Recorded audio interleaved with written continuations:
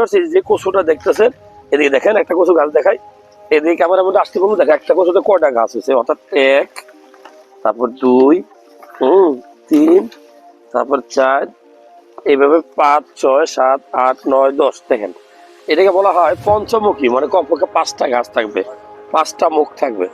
তো পঞ্চমুখী কচুও বলে, অনেকে বলে এটা থামা কচু। এখন আমি যে জিনিসটা দেখাবো সেটা দেখেন, আমরা কি খাই মৌসুমিয়ারা, এই যে কচুটা আছে না, এটা কেটে এই যে এটা যে ডালটা আছে বা মাইস বলি আর কি আমাদের বাসায়, মানে কচু শাক বা কচুর ডাটা আপনি কেন খাবেন?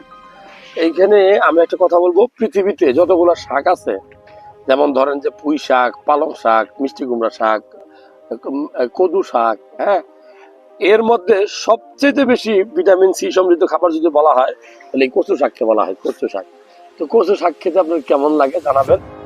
যাদের শরীরে রক্ত শূন্যতা রোগ আছে, রাস্তার পাশ থেকে কচু শাক উঠে ঠিক মতো খান, দেখবেন যে রক্ত শূন্যতা রোগ আপনার থাকবে না, কারণ এটা আপনার শরীরে হিমোগ্লোবিন তৈরি করে।